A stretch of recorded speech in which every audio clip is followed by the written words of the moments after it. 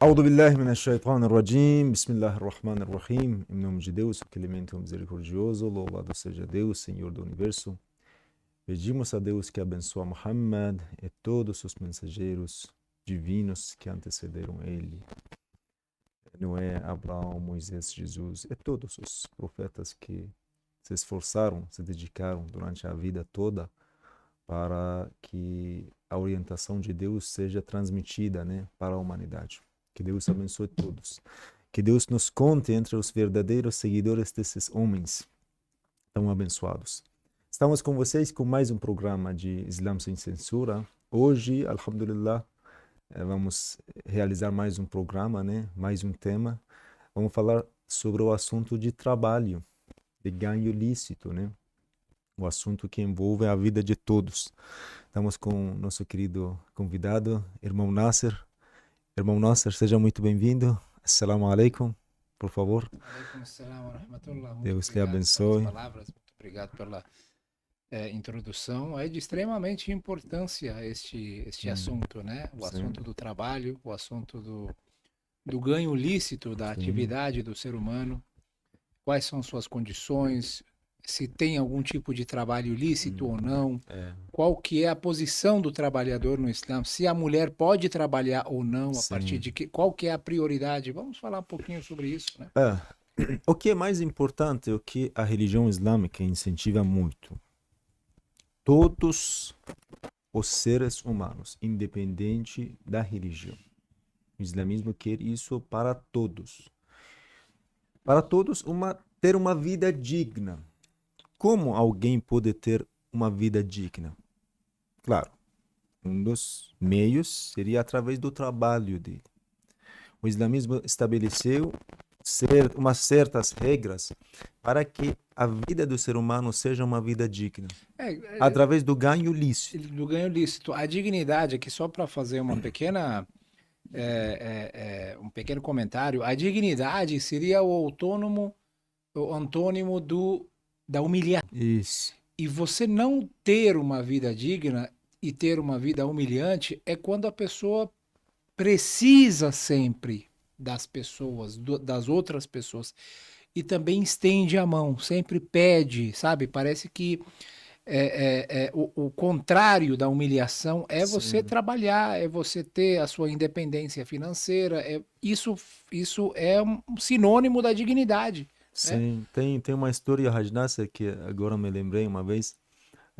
Uma vez alguém está pedindo a ajuda de você, você pode dar R$ 1, R$ 2, comprar um pãozinho, não sei, uma bolacha, dar para ele. Pode saciar a fome dele lá naquela hora. Sim. Mas segundo a tradição do profeta, nós temos uma história muito interessante. O profeta, uma vez, alguém pediu esmola. Falou, profeta, me ajuda. Não tenho nada para oferecer à minha família. Eu tenho uma vida, como fala, tá passando com muita dificuldade, pobreza, né? Me ajude. O profeta, em vez de ajudar ele com moedas de prata, moedas naquela época, ajudou ele para comprar um machado. Sim. E ensinou para ele, amigo, você vai para o deserto, para a montanha, achar galhos dos árvores. Naquela época não tinha gás, não tinha petróleo, não tinha nada para fazer comida, para cozinhar. Então todo mundo usava carvão, carne para fazer comida, Todo lenha, dia, né? Lenha. Desculpa minha pobreza em português. Não. Então o profeta ensinou para ele, em vez de passar com humilhação, uma profissão. Isso, profissão. Ele lhe deu uma ferramenta. Poderia dar para ele 100 moedas de prata. Sim, uma semana dá para passar, mas acaba. Ensinou para ele, abriu um caminho para ter uma vida digna. Você trabalha. É muito interessante, a história dele é muito interessante. Haj Nasser, ele foi buscar primeiro dia, segundo dia, ele conseguiu comprar um asno, Sim. Conseguia trazer bastante lenha, sabia bem os caminhos, ia para montanhas, para desertos. Ele conseguiu comprar alguns carneiros, conseguiu comprar vaca. Ele mudou totalmente a vida dele. Sim, perfeito. Imagina, se o profeta tivesse dado para ele aqueles moedas de prata, aquelas moedas, dinheiros. Sim. E acabar. Eu acho que o profeta, com certeza, ele deve ter, em outras ocasiões também, ele nunca deixou de ajudar algumas Claro, pessoas, né? claro. Então isso meio que o profeta, ele, dependendo da condição de cada um, ele ajuda de uma maneira. Talvez aquele jovem, a melhor ajuda para ele seria esta. Porque se ele recebesse dinheiro ou se ele recebesse moedas, então a vontade, ele começaria a ter menos vontade, ele meio que se relaxa, né? Porque você Se recebeu o dinheiro, acostuma. você se acostuma.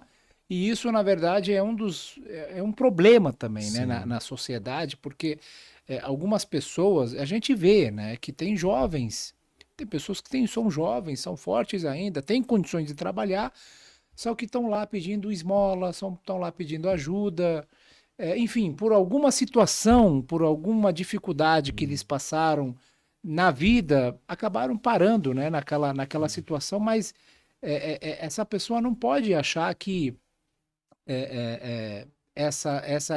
esse é o destino dela, para a vida dela. Sim. Ela tem que fazer de tudo para mudar. Uma coisa é uma pessoa deficiente, não consegue realmente trabalhar, não consegue não tem condições, né, de atuar, mas Que Deus abençoe, que Sheikh Deus Hussein. abençoe, Sheikh. Tudo Seja bem? bem-vindo. Assalamu alaikum. Por favor. Sheikh Hussein estava...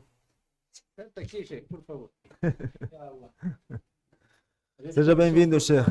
Como vai? Assalamu alaikum. Alaikum warahmatullah. Sheikh Hussein hoje teve um dia muito, muito corrido, então... Ele falou que vamos começar o programa, eu vou chegar daqui a pouco. Seja muito bem-vindo. Sheikh Hussein já sabe que o tema do nosso assunto seria o trabalho, né? Ganho lícito, uma vida digna, né? A importância de trabalhar, né? Deixar essa preguiça que hoje, agora, o irmão Nasser falou, é muito triste. A gente vê, às vezes, aqui em São Paulo, uma cidade tão abençoada, uma cidade tão boa. Tem tantas oportunidades. Tem pessoas que vêm de fora para trabalhar aqui. Para trabalhar, eles conseguem Tem emprego. pessoas aqui que estão pedindo esmola. A oportunidade, na verdade, de trabalho, ela não precisa chegar até você. Você tem que criar a oportunidade, né? Tudo bem que quando tem muita concorrência, tem uma certa dificuldade. Mas em tempos de crises também econômicas, acaba tendo uma certa dificuldade, só que ela sempre vai existir. A pessoa tem que usar a sua criatividade para poder sempre estar atrás do ganho. Nasser, né? Você não pode encontrar nenhum país sem crise. Não. Todos os países ocidentais, orientais, Estados Unidos, Canadá, qualquer país, países europeus que são considerados os mais ricos, ainda tem seus problemas. O Brasil também. Sim. Então, você tem que se movimentar, vai, busca, atrás. Inshallah, Deus, confiando em Deus. Exatamente. E tem que se adequar, porque a cada dia o mercado de trabalho está procurando pessoas qualificadas. Isso. Pessoas que receberam, que fizeram algum tipo de curso, que entendem, têm experiência, né? Então, se a pessoa não se qualifica, não começa a aprender, começa a ficar para trás, né? E isso acaba... Agradeço que os irmãos, eu atrasei um pouco, mas os irmãos conseguiram nos apresentar para os queridos irmãos o programa. Sobre esse assunto do trabalho, realmente temos que, logicamente, quando a gente observa também na sociedade, as pessoas correm atrás de que uma academia. Porque para ter através de ser, através de uma aparência saudável, para uma conseguir se fortalecer. Obrigado. Ter movimento para conseguir se fortalecer. Significa o quê? Ser humano, se fica parado, ele não vai conseguir... Não vai evoluir, não vai melhorar. Não acontece nada. Até que nós temos a água que purifica todas as coisas. Quando existe uma sujeira, através da água a gente pode limpar, purificar. Se a água fica parada num lugar, um momento vai ter pegar cheiro, vai perdendo, Ser humano também é a mesma coisa. Se ser humano fica parado, vai ser igual. Isso é natureza, que hoje existe. Natureza tem lições para nós. ser humano também deveria se movimentar, correr atrás para conseguir, digamos que através desse movimento ele consegue mudar seu jeito, cada vez se fortalecer, cada vez aprender novas coisas, para não ficar parada, para perder um raciocínio dele, para perder o consciente dele. Tem uma entrevista muito interessante, uma vez passou na televisão iraniana. O entrevistador perguntou do Ayatollah Raisi, o falecido presidente da República Islâmica do Irã. Recentemente ele faleceu, né? Aquele que estava fazendo a entrevista falou para o Ayatollah, para Raisi, que lembra de de um passeio, uma viagem, para passar o tempo. Ele pensou um pouquinho, eu não me lembro. Durante toda a minha vida eu trabalhei. Nunca deixei tempo para, Isso é a vida de um sábio. Imagina como vai ser a vida de outros. Sim. Não lembra, né? Deixou tempo para... Então... Tem várias passagens dos Ahlul Bayt alayhimus salam que nos ensinam como dividir o nosso tempo, né, Sheikh? Perfeito. Né? Que nos ensinam... Porque, na verdade, o ser humano ele é feito de matéria, feito de espiritualidade, de alma. Ele precisa de tudo um pouco, né? Ele precisa do trabalho para poder ter o seu sustento lícito, precisa do seu lazer, precisa do seu descanso também, né? Então, existem essas mensagens que nos ensinam como ter uma disciplina exemplar em nossa vida, trabalhar o suficiente para poder, para não afetar a nossa vida espiritual, porque tem pessoas que só trabalham, não tem nem espaço para a vida espiritual. Parece que você divide, na verdade, a Nahj Nasser por 3, né? Sim. Tempo para Deus, adoração a Deus, Sim. muito interessante. Sim. Quando falamos dividido por 3, não quer dizer, você fala 24 horas cada, não sei, você divide. Sim. Não é assim. Você deixa uma parte especial para encontrar com Deus. Sim. E depois tem um tempo que você tem que deixar para você mesmo e sua família. Com certeza. Felizmente, hoje em dia, é depois um tempo para você mesmo, né? A família e seus amigos, um tempo para você mesmo. Para você mesmo seria também realmente essa questão do lazer, a pessoa... tem estudar os livros, passear, muita coisa pessoal. Tem uma meditação. E hoje em dia, infelizmente, lembrei de uma coisa, uma vez um dos nossos amigos... estava reclamando sobre a questão da educação dos seus filhos. Eu perguntei isso para ele. Amigo, quantos minutos por dia você deixa tempo para seus filhos? Até agora você brincou com seus filhos, levou eles para o parque, você ficou como se fosse o irmão deles. Ele pensou... Quando ele começou a pensar, eu já percebi que ele é um homem de trabalho, sai da casa, volta... Só pensa no trabalho, não pensa em esposa, não pensa nos filhos. Falei, olha, seu problema é esse. Esse é um problema. Seus filhos não são teus amigos, não tem uma certa amizade, além de ser pai ou filho, porque você não deixa tempo. Isso que a religião islâmica nos ensina, deixa o tempo. Uma parte da sua vida tem que passar com sua família, com sua esposa, com seus filhos, com seus amigos. É importante a gente falar sobre isso, porque quando a gente fala de sustento lícito, quando a gente fala do trabalho, as pessoas acham que a pessoa tem o dever de ficar trabalhando 24 horas por dia para poder trabalhar, para ter dinheiro, para ter o seu sustento lícito, mas isso não necessariamente tem que ser desse jeito, né, Sheikh? Com certeza, as pessoas têm que se organizar para a sua vida. Se não se organiza, divide o seu tempo, de um lado vai para frente, o outro lado vai para trás. E parado ou vai para trás. Realmente a vida humana é esse jeito, que deveria organizar para todas essas partes que precisa. Se vocês permitem, eu queria deixar aqui uma história que talvez seja muito bom para as pessoas. Sim, claro.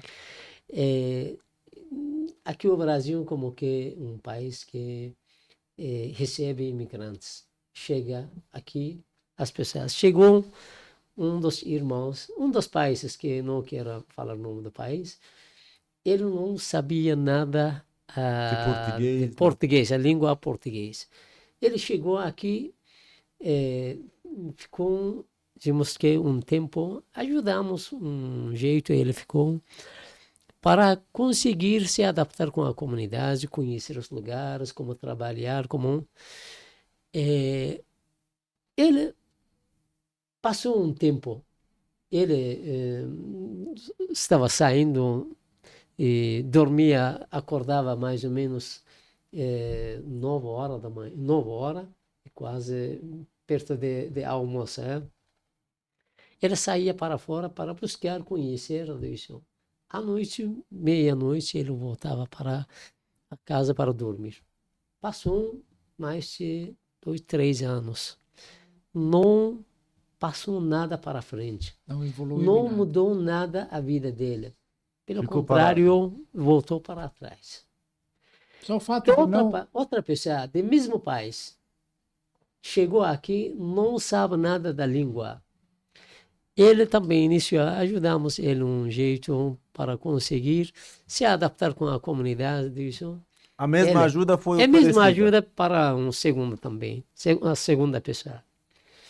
De manhã, ele estava saindo bem cedo, fora da casa, onde que ele morava, para buscar o sustento dele, conhecer a sociedade, conhecer do jeito que é possível trabalhar. E ele, depois de um tempo, conseguiu um trabalho em um lugar. Não sabe nada da língua. Depois de um tempo, ele trabalhava em um lugar até, digamos que 4 horas da tarde. Depois de 4 horas, ele estava saindo para outro lugar para trabalhar, conseguir. Passou o tempo, ele conseguiu, onde que trabalhava, para conseguir se adaptar com a comunidade, ganhar uma coisa para conseguir pagar as coisas básicas que precisa. Depois de um tempo, ele saiu onde que trabalhava, porque achou um outro lugar, um trabalho melhor. Até depois de um tempo, ele abriu a sua própria loja. Depois conseguiu ele, até ter alguns funcionários que trabalhavam para ele, conseguiu ele comprar a casa, comprar o carro. Olha, temos que Allah, nesse mundo não está faltando o sustento.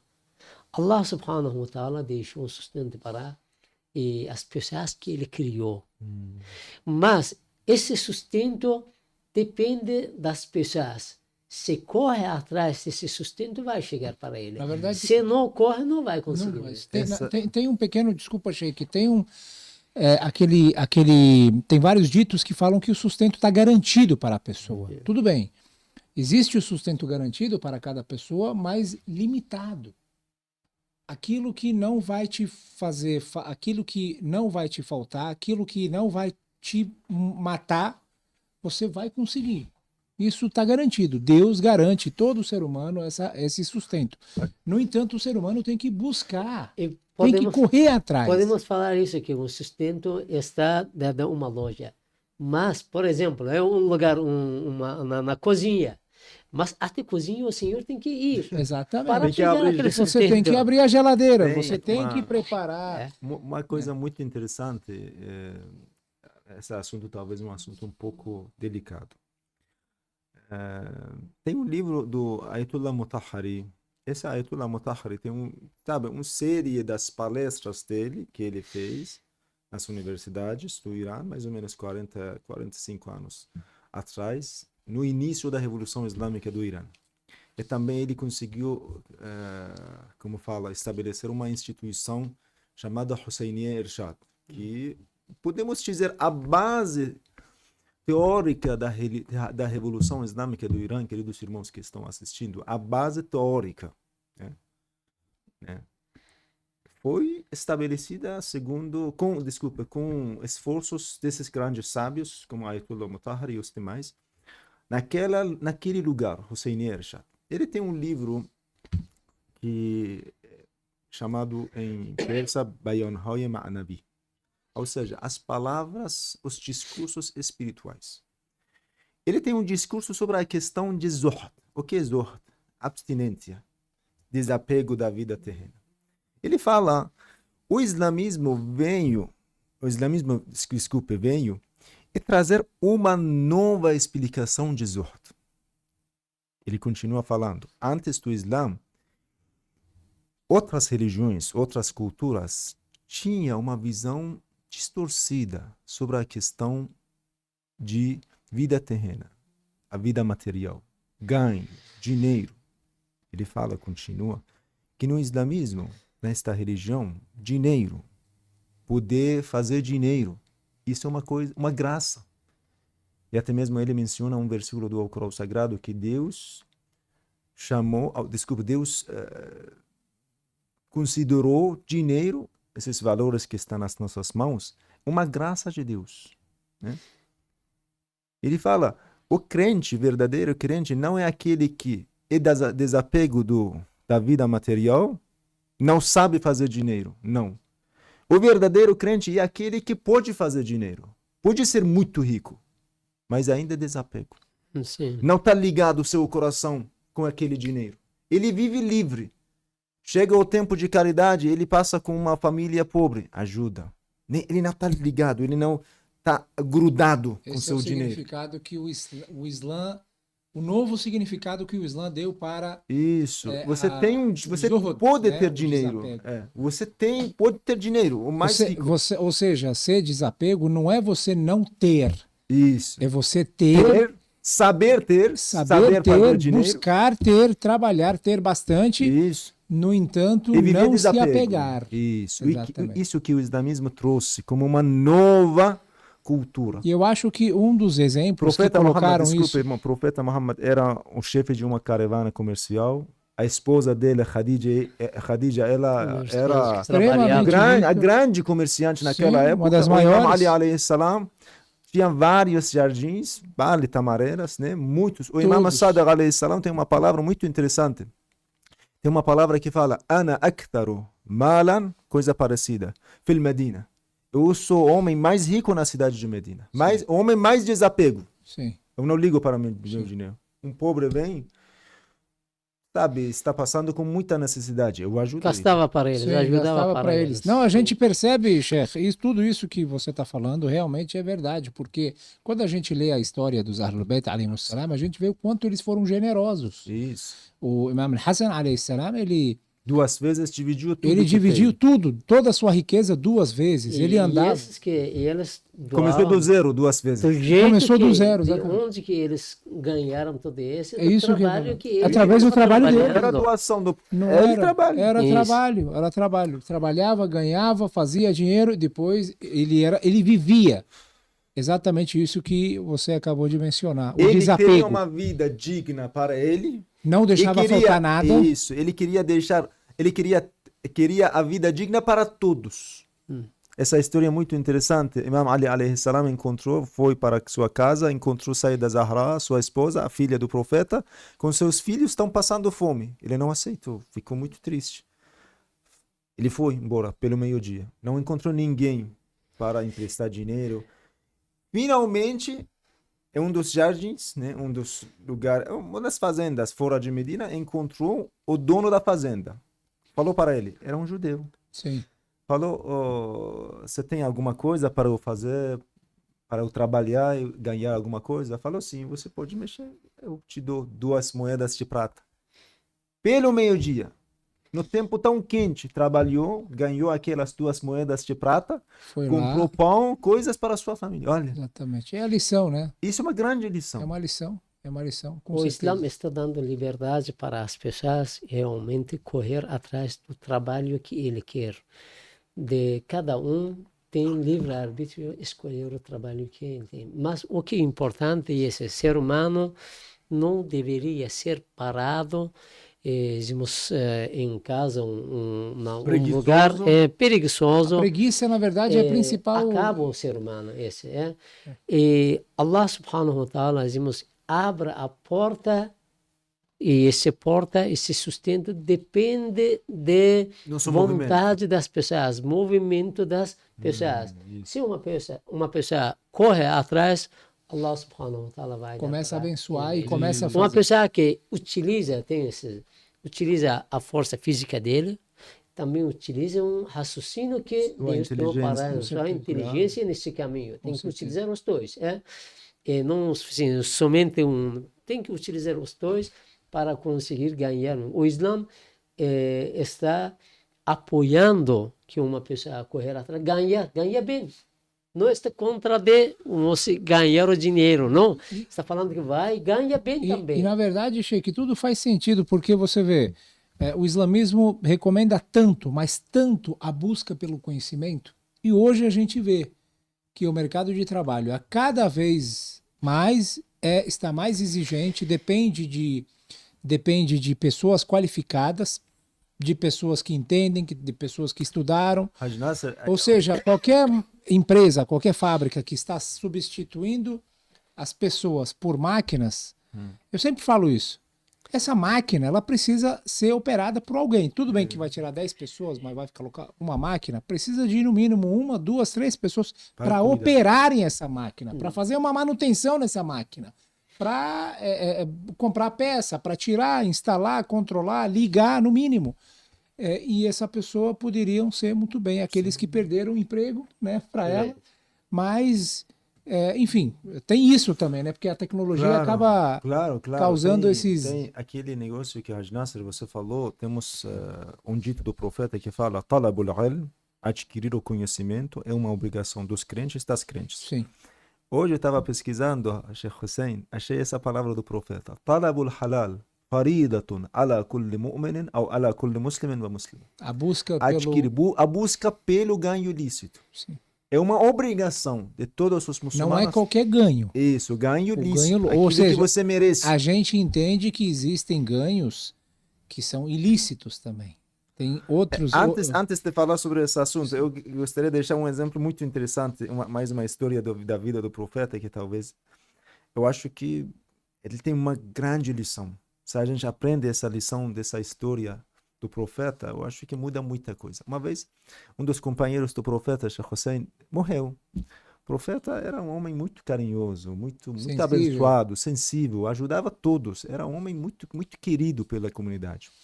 Ele foi: tudo bem, eu vou ajudar vocês para fazer lavagem, colocar roupa ao mortuário, acompanhar o corpo dele, fazer tudo, o máximo como se fosse o pai. Ele fez tudo isso, finalmente falou: eu vou preparar o túmulo dele.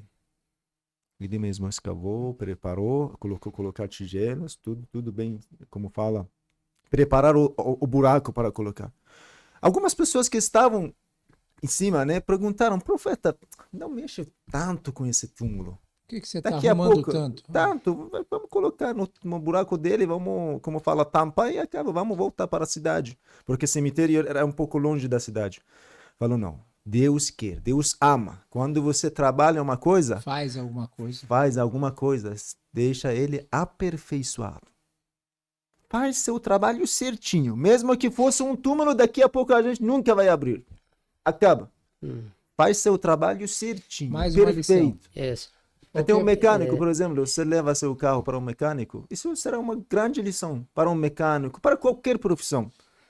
Se você aceitou fazer uma coisa, uma coisa certa, faz coisa certa. Isso, na verdade, é um problema de muitos... É a origem de muitos problemas que a gente vive na sociedade. O fulano contratei, não fez o serviço correto. O encanador, o tem que mecânico, pedir outra pessoa. Aí pede... Ou também tem a questão da honestidade. Porque você leva o carro para o mecânico consertar uma coisa, ele fala outras coisas, sabe? Às vezes é uma coisa simples, né? É de resolver, às vezes é uma coisa insignificante.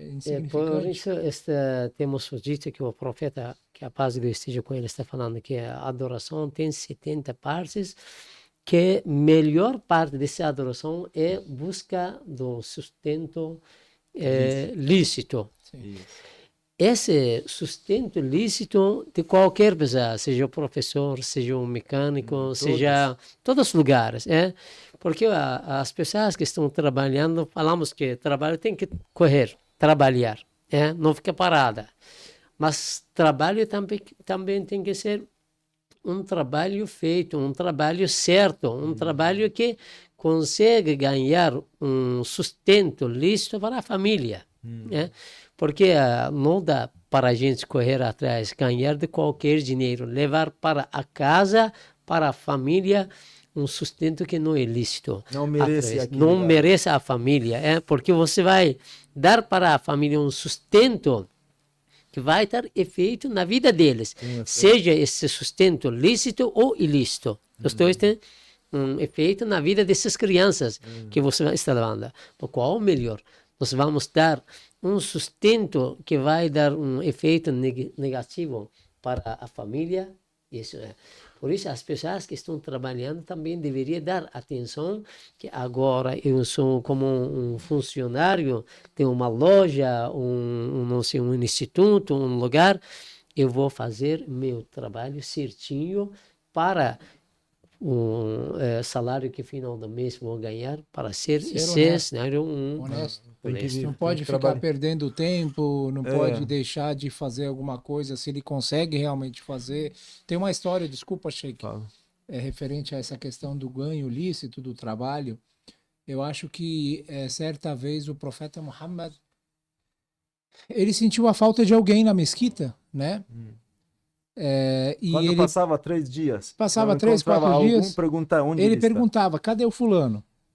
E aí eles responderam que o fulano está morando nas montanhas, tá longe, e ele, enfim, desapegou, né? Naquele sentido errado, naquele significado errado. Ele deixou tudo e está lá adorando a Deus, certo?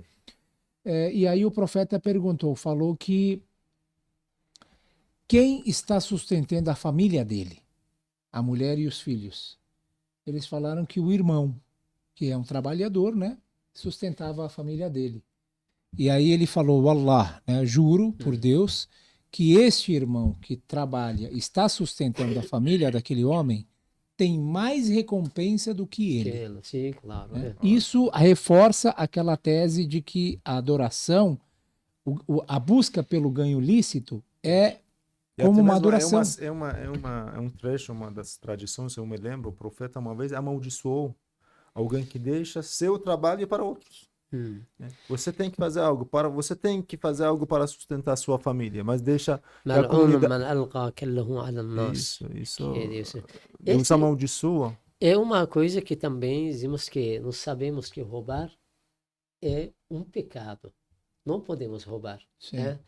Às vezes roubar, as pessoas pensam que são roubar um dinheiro, uma coisa das pessoas. Tira o seu celular, pega. Dizemos que se você está trabalhando em um lugar, deveria trabalhar certinho. Né? Por exemplo, trabalhar 8 horas. Se está faltando 15 minutos, você está saindo. Está roubando escapando. 15 minutos. Escapando. Ou você está ou perdendo tempo. Às vezes, às vezes a pessoa fica, mas perde tempo. Então, nos últimos 10, 15 minutos ele gasta no banheiro, vai escovar os dentes, vai fazer isso, aquilo, porque quando na hora do almoço ele tenta inventar. E esse também, como que você parar, esse é um jeito de você estar roubando é como se você estivesse roubando. Está faltando isso. Na verdade, a pessoa tem que saber que Deus está olhando tudo. Isso, perfeito. Ele acha que está sendo esperto, mas Deus está olhando. Por isso, de qualquer pessoa, qualquer lugar que trabalha, que o trabalho tem recompensa, que um profeta, que a paz de esteja com ele, está falando, uma pessoa que está saindo, correndo atrás do sustento da sua família, tem tanta recompensa que até que se ele morrer nesse caminho, ele é um dos mártires, ganha recompensa dos mártires. Mas, outro lado, tem esse trabalho tem que ser feito. Se não roubar, se não faltar, se não deixar alguns, defeitos no trabalho, esse também deveria ser certinho. É muito delicado isso que o Sheikh falou. É muito delicado porque é a fonte de muitos problemas. Né? Hoje a gente percebe que tem muito empregador, problema com seus funcionários, com seus empregados. Realmente o empregado ele tem que saber, o funcionário, o colaborador tem que saber que esse tempo que ele tem, essas 8 horas, das 8 até as 5, dos horários que, né, de acordo com o acordo, ele tem que saber que esse horário é para essa empresa. Ele tem que dedicar. Na verdade, uma vez eu li uma mensagem não, um discurso, uma palestra de um grande sheik. Ele estava falando justamente sobre isso. Ele falava que, olha, até mesmo uma simples mensagem de celular, sabe quantos segundos você leva para responder? Até mesmo isso você não pode fazer como empregado se a empresa não for consciente. Ou se não, você compensa. Se você gastou 10 minutos, 15 minutos para as suas coisas durante o dia, aumenta, né, no final, né? Você pode pagar dessa forma também. Tá certo. O mesmo também o empregador também. A empresa tem que saber o quanto... Tem um testamento dos, sabe, os mártires da defesa sagrada, sabe, Defa al-Muqaddas. Sabe, queridos irmãos que estão assistindo, aconteceu uma certa guerra entre Iraque e Irã durante 8 anos. Por parte do Irã, a gente chama, né? Somos acostumados a chamar de defesa sagrada, porque nós defendemos do nosso país, nunca nos atacamos, nunca nos, iniciamos a guerra. Nós recebemos e defendemos. Era uma culpa pelo caldo estatal. Sim, era uma tradição entre os mártires, aqueles soldados que participavam na guerra, escreveram um testamento. Eles querem sair das casas, escrevem um testamento. Eu me lembro de um testamento de um mártir turco de Zanjan. É uma cidade que falam turco, né? São persas, só que falam turco. Eles moravam nas casas das cidades onde aconteciam as invasões, né? Eles ficavam lá naquela casa, né? Eles queriam sair para Jibha, como fala? Para o para campo de batalha. Campo de batalha. A linha do confronto. A linha de confronto. Ele deixou um testamento. Ele trabalhava para a prefeitura da cidade, escreveu o testamento. Olha, esse mês que vai ser depositado o meu salário, tiram 4 dias. Porque 4 dias eu estava preocupado com minha família, minha esposa era grávida, eu tinha que cuidar dos meus filhos, cuidar da escola dos meus filhos. Tiram esses 4 dias e pagam de novo para a prefeitura. Tiram isso não é meu. Esse valor não é salário. Esse porque eu não fiz o meu trabalho correto. Não dediquei o tempo íntegro. Olha, imagina o mundo inteiro pensar assim. Eu vou receber aquilo que mereço. Considerando isso, como o irmão querido Nasser falou, consideração, isso eu acho que muda tudo. Sim. Se a gente somente considerar isso, muda tudo. Mudaria muita coisa. Deus vê. Allah observa. A gente fala os dois lados. Especialmente o Islã defende dos direitos dos trabalhadores. Do outro lado, existe o chefe daquele trabalho, ele também tem, empregador também, patrão também tem algumas obrigações que ele não deveria oprimir esse não tem que abusar trabalhador. Não pode. E como que ele tem obrigação para defender o direito desse funcionário, trabalhador, aquela pessoa que já fez um acordo para fazer um serviço, um trabalho, dizemos que deveria ser feito, deveria trabalhar certinho e tem que honrar, não faltar o trabalho. Esse realmente, se cada um de nós, a gente pensa desse jeito, vemos que não vai existir nada problema entre nenhum das pessoas, seja o ego do ser humano, trabalho, né? Sempre o ser humano tem aquele ego, né, lá dentro que quer tirar um proveito, quer, enfim, ficar com aquilo que não é dele, não é merecido, e né? ainda acha que ele é esperto. E ainda acha que ele chama isso de inteligência, né, de esperto, mas não é. Isso vai ser cobrado, né, no dia do juízo final. Eu queria deixar antes de esquecer, Sheik, Imam Ali Alessalam tem aquela história que diz que quando ele estava falando com... Ele recebeu a visita de alguém, né, Sheik, na sede do governo, ele recebeu a visita de alguém e tinha ali uma vela acendida, certo? E aí ele... Amr ibn As. Exatamente. Ele foi buscar Imam Ali alayhi salam. Então ele perguntou para esta pessoa se o seu assunto é público ou privado. Comigo ou... É comigo ou é sobre alguma coisa ligada ao Estado, que fosse para o benefício de todos os muçulmanos. Ele falou não, né? Uma coisa parece que pessoal, né? Quero falar com você. Eu quero falar com você. Então ele apagou a vela e acendeu outra, né? Quando perguntaram para ele por que você fez isso, ele falou porque aquela vela ela foi comprada com dinheiro do Estado, do Tesouro. A outra é do meu dinheiro. Já que o seu assunto é comigo, então a gente não pode gastar, ou seja, nada a ver com o que acontece hoje, né? Hoje em dia é bem diferente. O homem mais justo, ele foi escolhido. Desculpa, achei que te cortar. Desculpa. E esse o trabalho eu queria deixar esse também que um dia um dos amigos ele trabalhava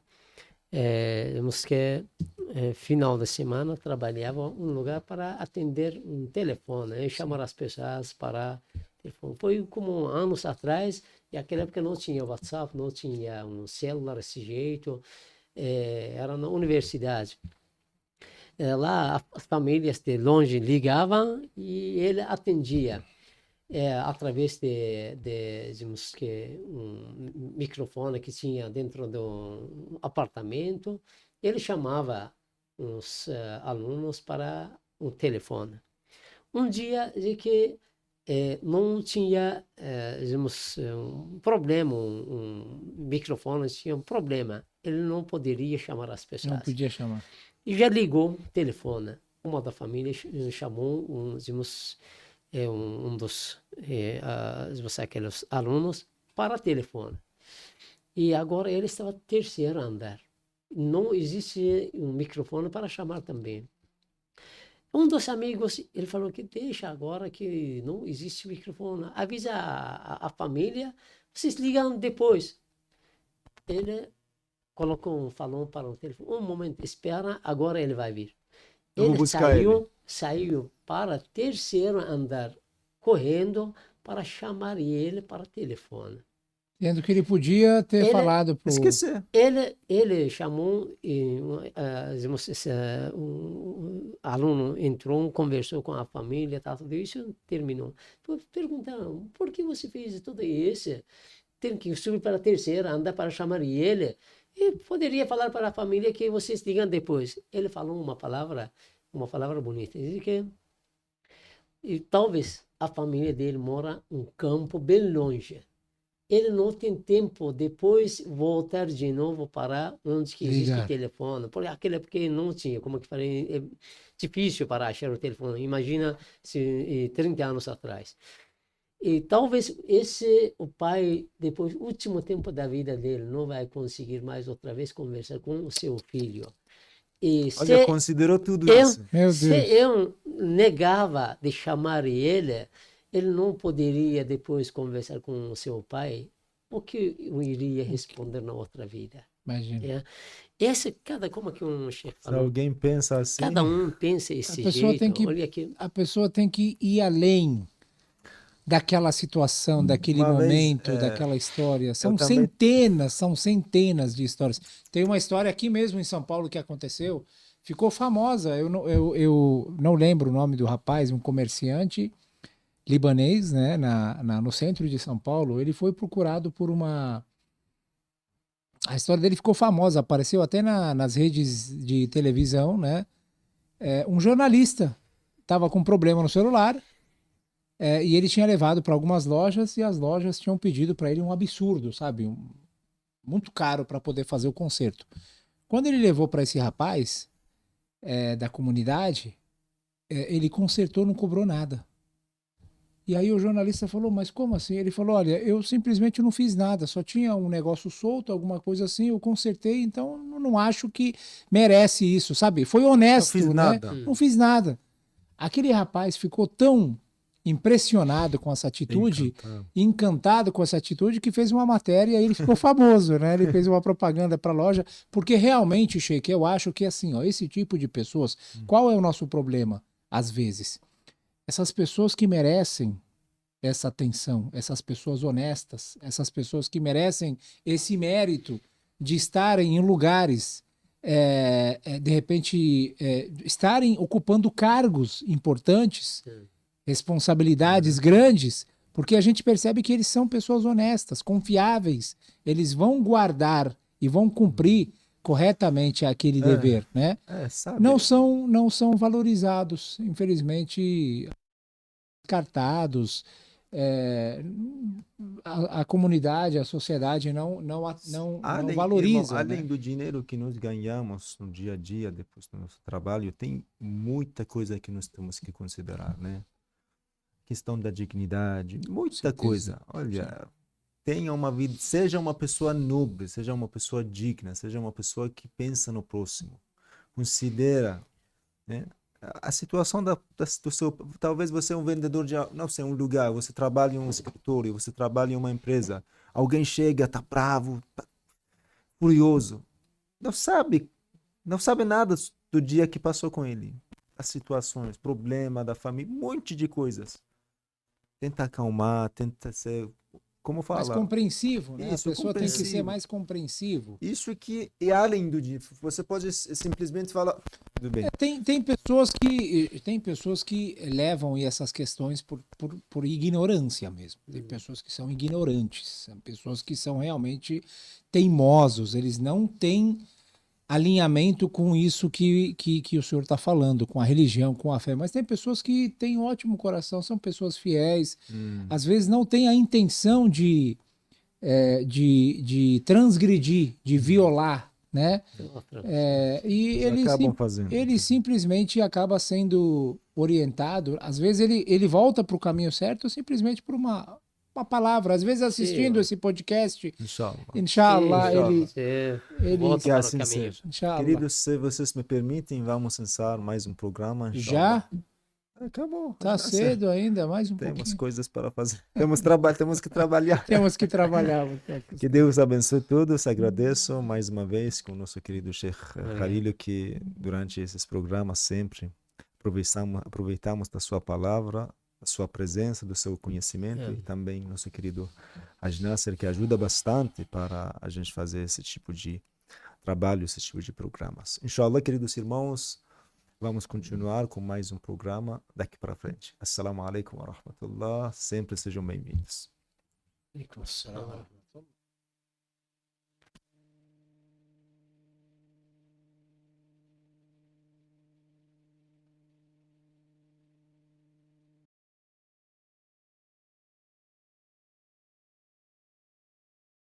Entre os árabes, chamar alguém pelo nome da mãe é muito pesado. É uma forma de você... Olha, assim, até mesmo mencionar. Hoje, naquela época, era muito, muito pesado. Se alguém mencionar o nome de uma mulher, o nome da mãe de alguém na presença dele, era muito pesado. Ele veio e falou que, olha, sua mãe era assim, uma escrava negra. Para o Imam al-Baqir. Negra não, uma escrava.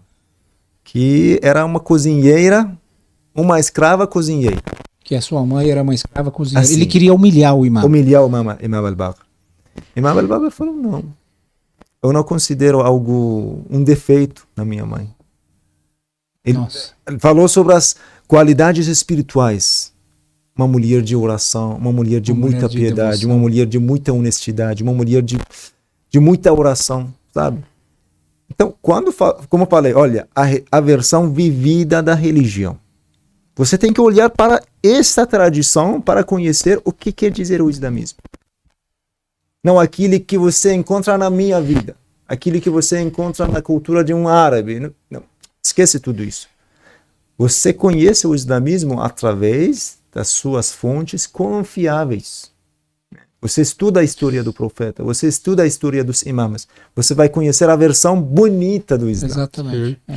E óbvio que quando a gente fala de poligamia, a gente volta a repetir, sempre temos que falar isso, porque as pessoas sempre vão continuar achando que todo muçulmano casa com mais de uma mulher.